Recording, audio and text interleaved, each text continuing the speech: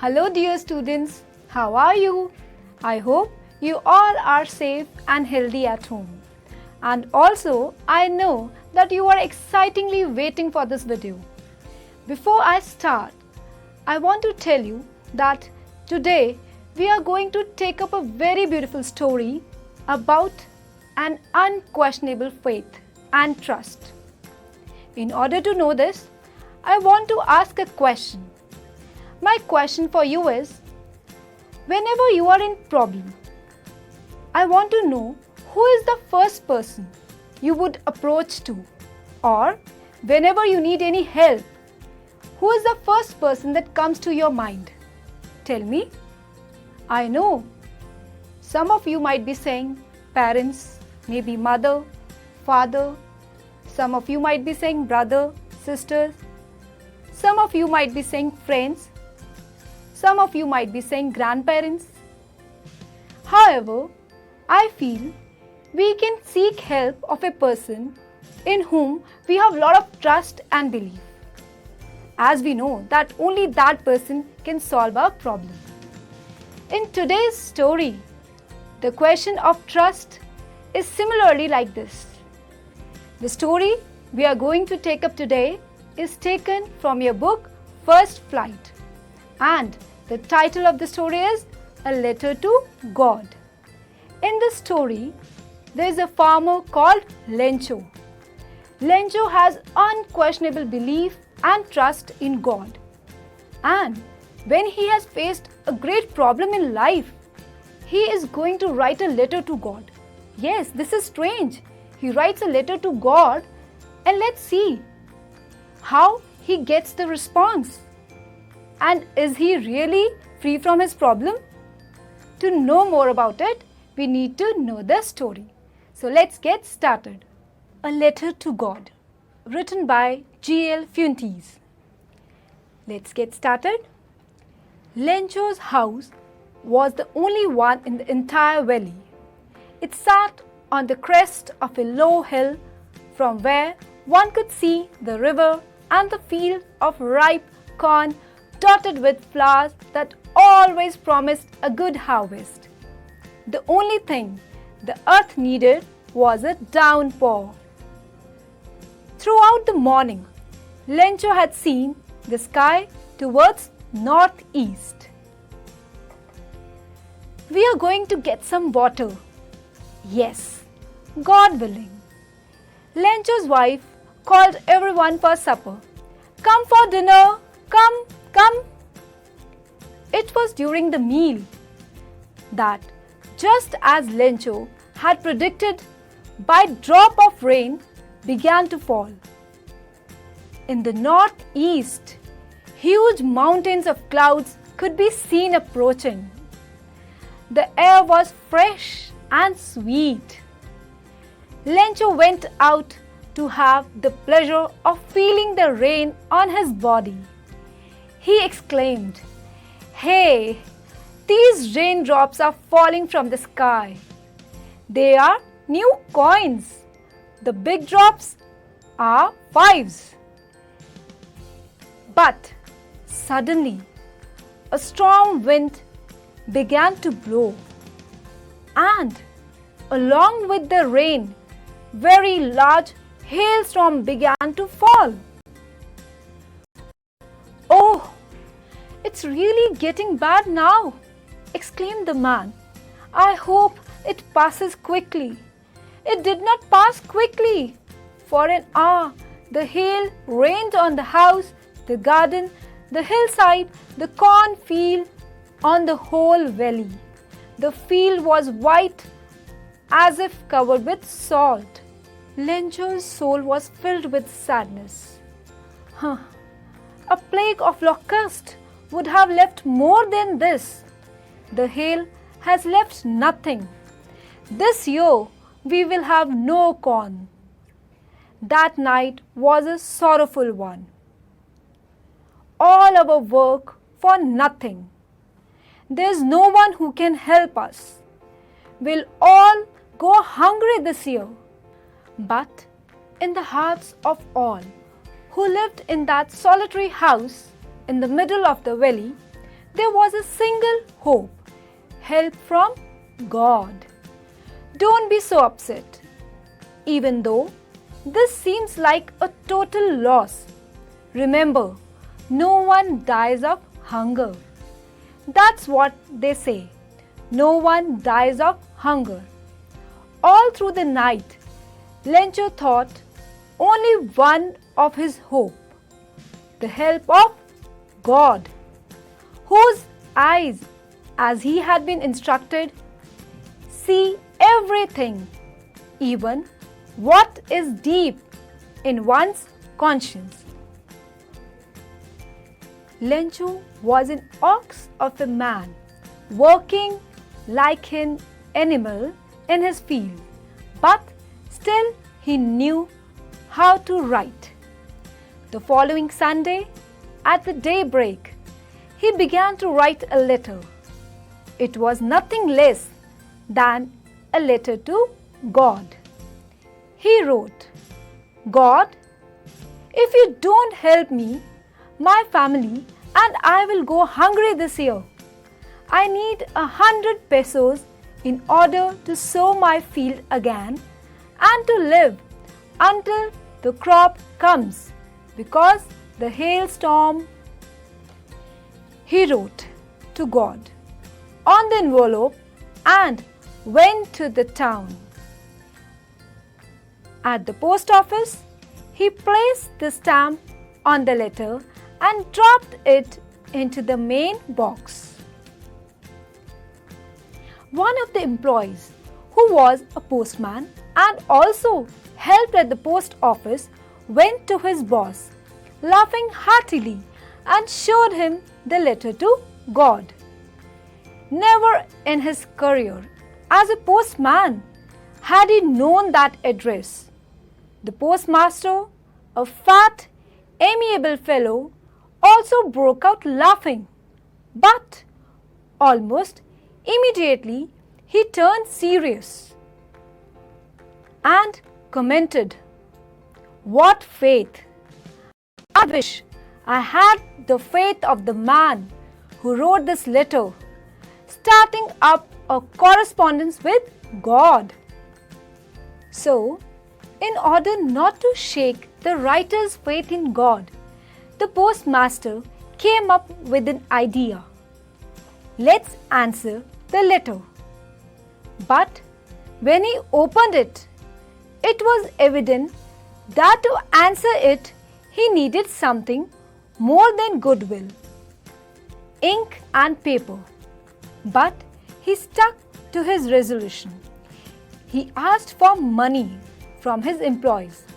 He himself gave part of his salary, and several friends of his were obliged to give something for an act of charity. He was able to gather only a little more than half the amount demanded by Lencho. He put the money in an envelope with a letter containing only a single word as a signature: God. The following Sunday, Lencho came a bit earlier than usual. "Is there any letter for Lencho?" "Yes, here it is." The postmaster was experiencing the moment from the doorway of his office. Lencho showed no surprise on seeing the money. What a confidence! But when Lencho counted the money, he became angry.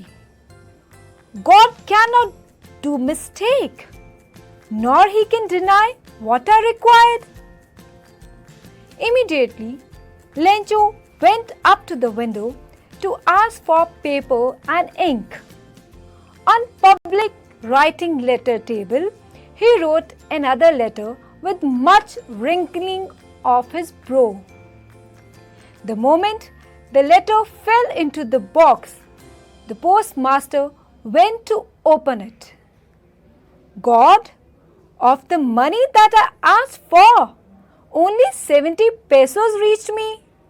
Send me the rest, since I need it very much. But don't send it to me through mail, because the post office employees are a bunch of crooks. So students, did you notice who helped Lencho? What do you think? Was it God who helped him, or were it the post office employees? Tell me.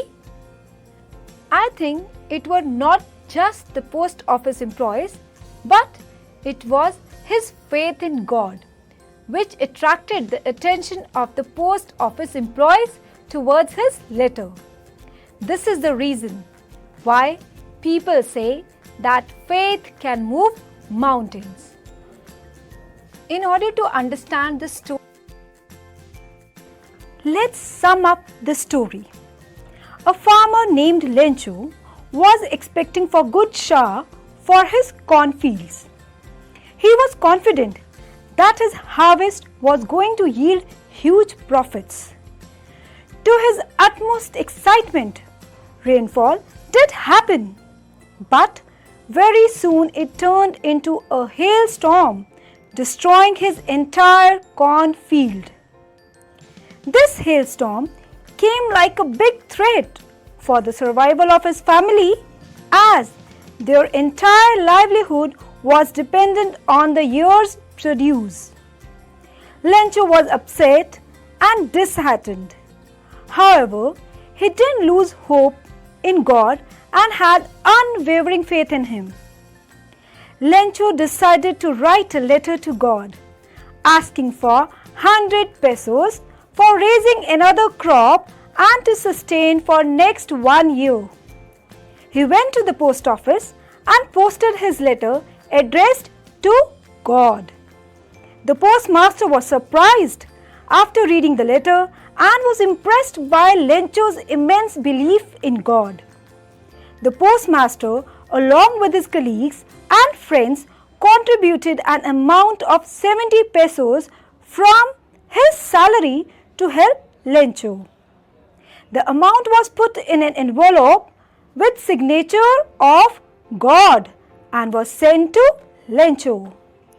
On receiving the letter, Lencho was not surprised at all, but instead he got angry on finding that the amount was less than what he demanded. He once again wrote a letter to God, conveying his distrust in the post office staff and called them a bunch of crooks for stealing the balance amount of 30 pesos. I hope the story is clear to all of us. Now, based on our understanding, let's try to answer some of the MCQs based on this story. Here we go. What was the only thing the earth needed according to Lencho? Options are A. A shower, B. Snowfall, C. Strong winds, and D. Sunlight. Yes, students, try.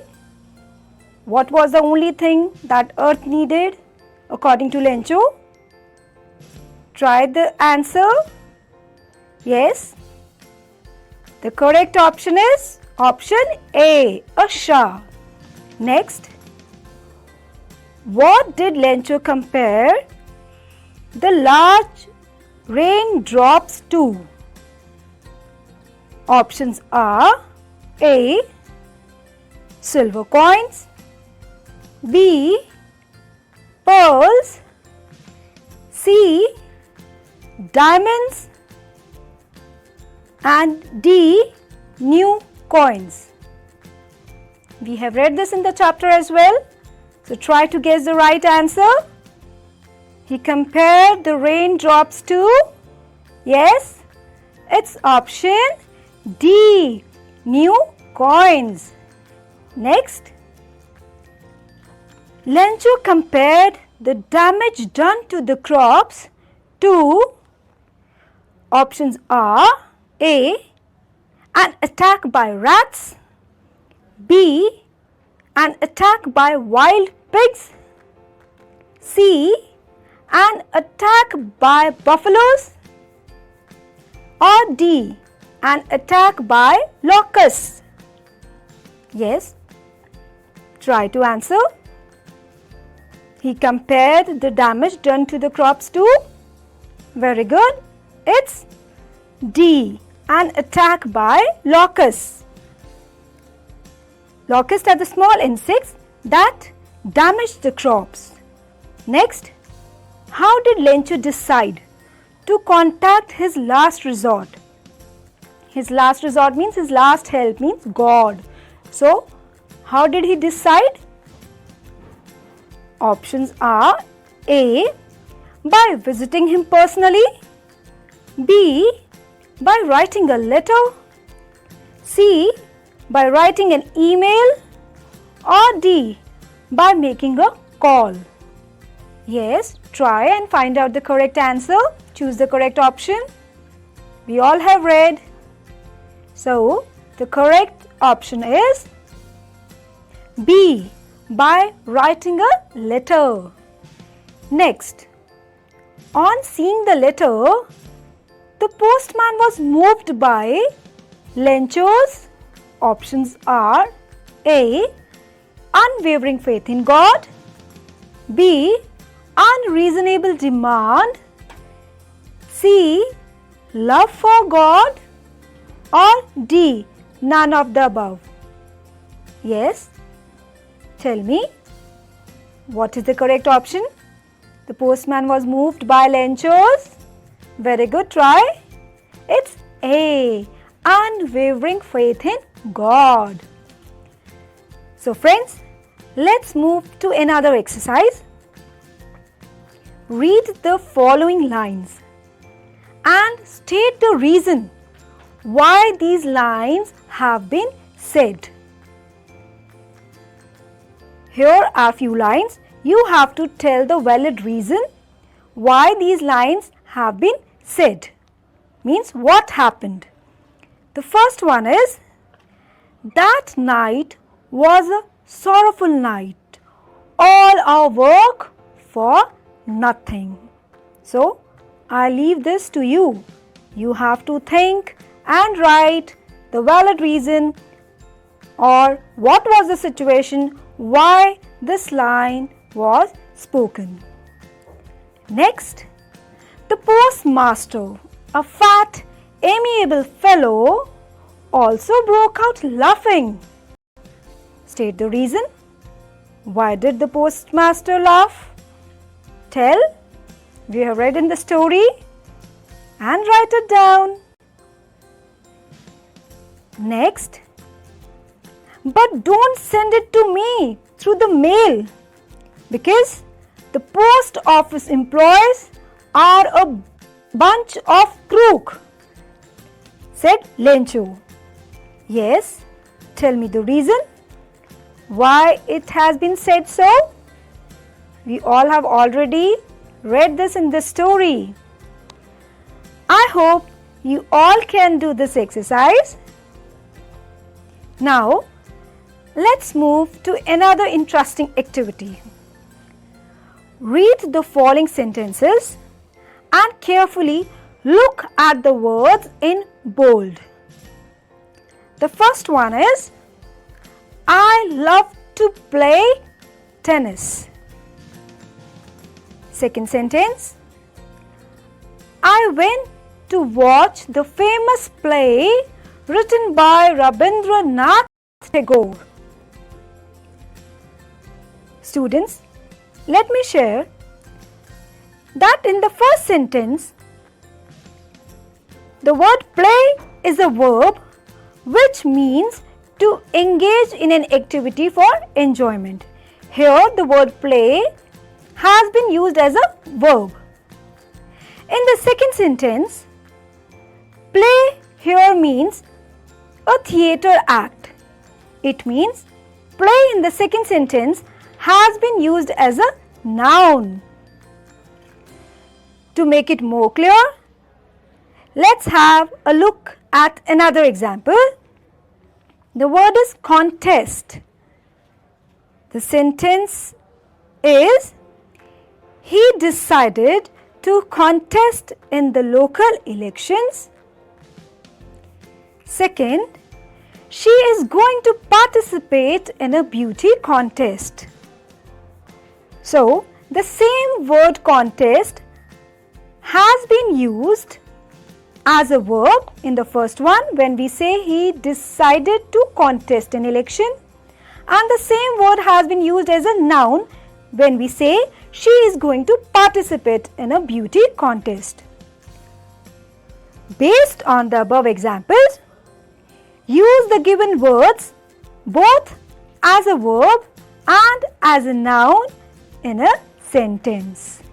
The words are protest, insult, rebel, invite, and refund. I hope you all will try and use them as verb and noun.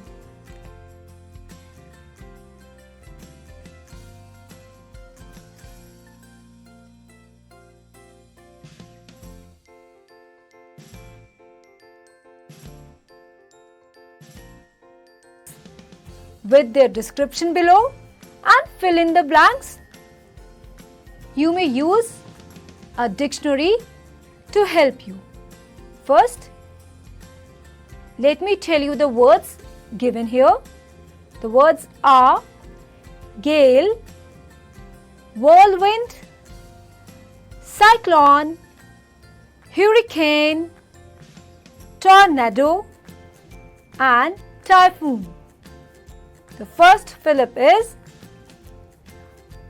a violent tropical storm in which strong winds move in a circle. Yes, I repeat, a violent tropical storm in which strong winds move in a circle. Try. What do we call this? Yes, we call it a cyclone. Next, an extremely strong wind. Yes, try. What do we call it? An extremely strong wind is known as gale. Next, a violent tropical storm with very strong winds. Yes, be careful, I am repeating it. A violent tropical storm with very strong winds. We call it typhoon. Very good. Next, a violent storm whose center is a cloud in the shape of a funnel. This we all know. Try and make a guess. Yes, it is a tornado. Very good.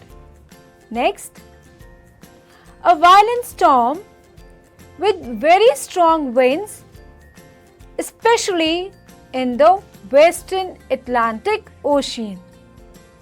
What it can be? Try. Any guess? Yes, it is hurricane. Very good.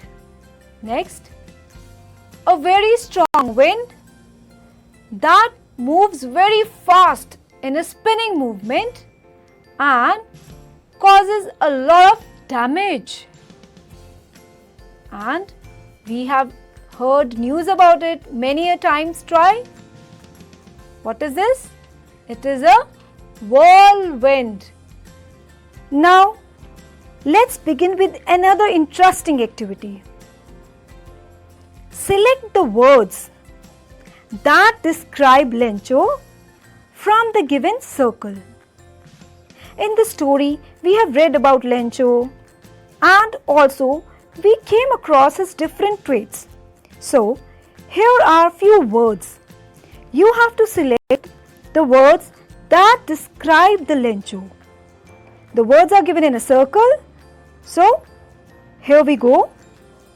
The words are greedy, naive, stupid, ungrateful, comical, selfish, sacrificing, and questioning and helpful. Let's check out the first word. That's greedy. Do you think he was really greedy? In my opinion, I don't think so. He was greedy. He never showed any greed in the chapter, and he was not unreasonable in his demand. So, I don't think greedy is the right word. Rest, I leave it to you. You can decide the correct words that describe Lencho, and you can write them as per your understanding. Go through it and write it down. Think carefully about his character, about the incidents of the story. Then you can make them out easily. Okay, now it's time to reflect. Reflect on a thought and write about it. Imagine yourself to be in place of the postmaster. Write a diary entry expressing your views on how you would have reacted to Lencho's letter to God. I hope it is an interesting activity. So, you have to write a diary entry as a postmaster. Also, you can use the following clues. For example, the clues are surprising, unshaken faith, unbelievable, and so. Use them and write a diary entry. So, dear friends, I hope you have enjoyed today's video, and also you have learned an important moral from the story. That is, one should have unshakable belief and trust, because when your trust is unshakable, it can shake mountains. On this positive note, I wish you all the best, stay healthy and enjoy learning. Thank you.